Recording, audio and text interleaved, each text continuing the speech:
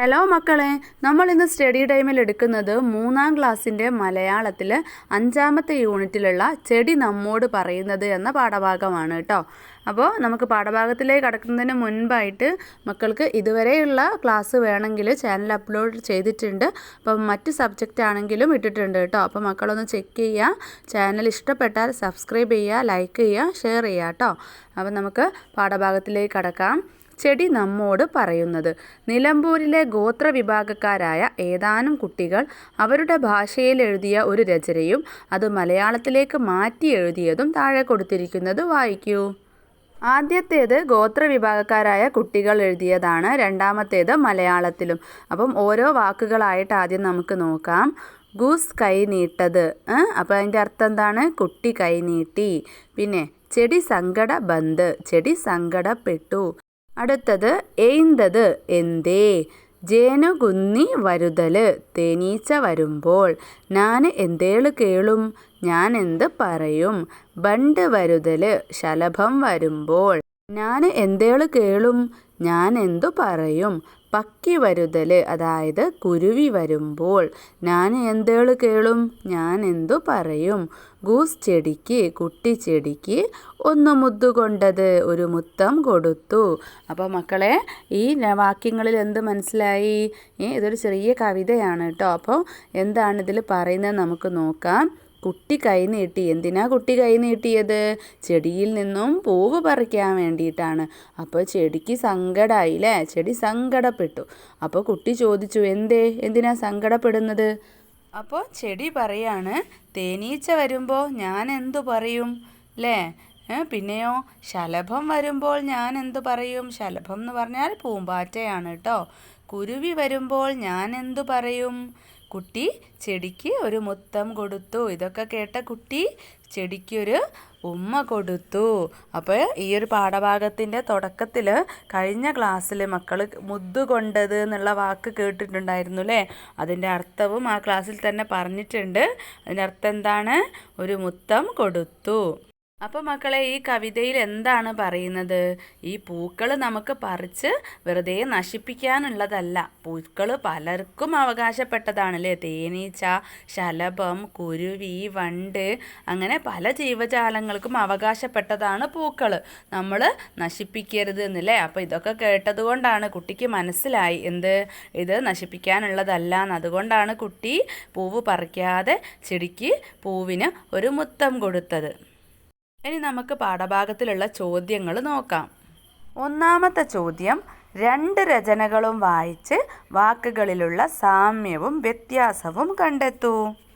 2 രചനകളും നോക്കുമ്പോൾ കൂടുതലായും വ്യത്യാസങ്ങളാണുള്ളത്. ചുരുക്കം ചില വാക്കുകൾക്ക് സാമ്യമുണ്ട്. ഗൂസ് എന്നത് കുട്ടി എന്നും നീട്ടത് എന്ന് വെച്ചാൽ നീട്ടി എന്നുമാണ്. പക്ഷേ കൈക്ക് കൈ എന്ന് തന്നെയാണ് പറയുന്നത്. ചെടിയും സങ്കടവും എല്ലാം സാമ്യം തന്നെ. എന്നാൽ സങ്കടബന്ദ് എന്നാണ് സങ്കടപ്പെട്ടു എന്നതിന്. എന്തേ എന്ന് ചോദിക്കുന്നത് എയ്ന്തത് എന്നാണ്. തേനീച്ചക്ക് ജേനുകുന്നി എന്നാണ് പറയുന്നത്. അത് മലയാള ഭാഷയിൽ നിന്നും തികച്ചും വ്യത്യസ്തമാണ്. പറയും, ചോദിക്കും എന്നതിനൊക്കെ കേളുമെന്നാണ്. ശലഭം വരുമ്പോൾ എന്നതിന് ബണ്ട് വരുതല് എന്നാണ് പ്രയോഗിച്ചിരിക്കുന്നത്. അതുപോലെ കുരുവിക്ക് പക്കി എന്നുമാണ് ഉപയോഗിക്കുന്നത്. കുട്ടി ഒരു മുത്തം കൊടുത്തു എന്ന് പറയുമ്പോൾ ഒന്ന് മുദ്ദുകൊണ്ടത് എന്നാണ് ഉപയോഗിക്കുന്നത്.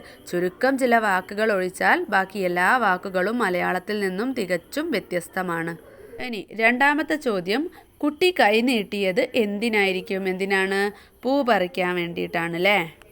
മൂന്നാമത്തെ ചോദ്യം, ആർക്ക് അവകാശപ്പെട്ടതാണ് പൂക്കൾ? ആർക്കാണ്? പ്രകൃതിയുടേതാണ് അല്ലേ? തേനീച്ചയ്ക്കും വണ്ടിനും ശലഭത്തിനും കുരുവിക്കും ഒക്കെ അവകാശപ്പെട്ടതാണ്. ഇനി നാലാമത്തെ ചോദ്യം, കുട്ടി ചെടിക്ക് മുത്തം കൊടുക്കാൻ കാരണമെന്ത്? കുട്ടി പൂക്കൾ ശലഭത്തിനും കുരുവിക്കും തേനീച്ചയ്ക്കും വണ്ടിനുമെല്ലാം അവകാശപ്പെട്ടതാണെന്ന് മനസ്സിലാക്കിയതുകൊണ്ടാണ് അല്ലേ കുട്ടി പൂവിന് പറിച്ചെടുക്കാതെ മുത്തം കൊടുത്തത്. ഇനി അഞ്ചാമത്തെ ചോദ്യം, ഈ കവിതയിലെ ചെടി എന്തെല്ലാമാണ് നമ്മെ പഠിപ്പിക്കുന്നത്? കവിതയിലെ ചെടിയുടെ വാക്കുകൾ നമുക്ക് പൂക്കൾ പറിക്കുവാനുള്ളതല്ല, പകരം അത് വണ്ടിനും ശലഭത്തിനും കുരുവിക്കും തേനീച്ചയ്ക്കുമെല്ലാം അവകാശപ്പെട്ടതാണെന്ന് മനസ്സിലാക്കി തരുന്നു. പിന്നെയോ പൂവിനെ ആശ്രയിച്ച് ഒരുപാട് ജീവികൾ ജീവിക്കുന്നുണ്ട് എന്നും കൂടെ നമുക്കറിയാൻ കഴിഞ്ഞു അല്ലേ? ആറാമത്തെ ചോദ്യം, ഈ കവിതയ്ക്ക് തലക്കെട്ട് നൽകൂ. അപ്പം നിങ്ങൾക്ക് ഈ കവിതയുമായിട്ട് ബന്ധപ്പെട്ടിട്ടുള്ള തലക്കെട്ട് കൊടുക്കാം. നമുക്ക് എന്ത് കൊടുക്കാം? ചെടിയും കുട്ടിയും എന്ന് കൊടുക്കാം. പിന്നെയോ ചെടിക്ക് മുദ്ദ് കൊണ്ടത് എന്ന് കൊടുക്കാം അല്ലേ? ഇനി ഏഴാമത്തെ ചോദ്യം എന്താണ്? ടീച്ചർ ഒരു ചെറു സിനിമ കാണിച്ചു തന്നല്ലോ, സ്വാതന്ത്ര്യത്തെ പറ്റി. ഇപ്പോൾ നിങ്ങൾക്ക് കൂടുതലായി എന്തൊക്കെ പറയാൻ കഴിയും? സ്വാതന്ത്ര്യത്തെപ്പറ്റി നിങ്ങൾക്ക് ആ ഒരു ചെറിയ സിനിമ കാണുമ്പോൾ എന്തൊക്കെ പറയാൻ കഴിയും എന്നാണ് ചോദിച്ചിട്ടുള്ളത്. അപ്പോൾ ടീച്ചർ മക്കൾക്കൊരു ചെറു സിനിമ കാണിച്ചു തരും കേട്ടോ.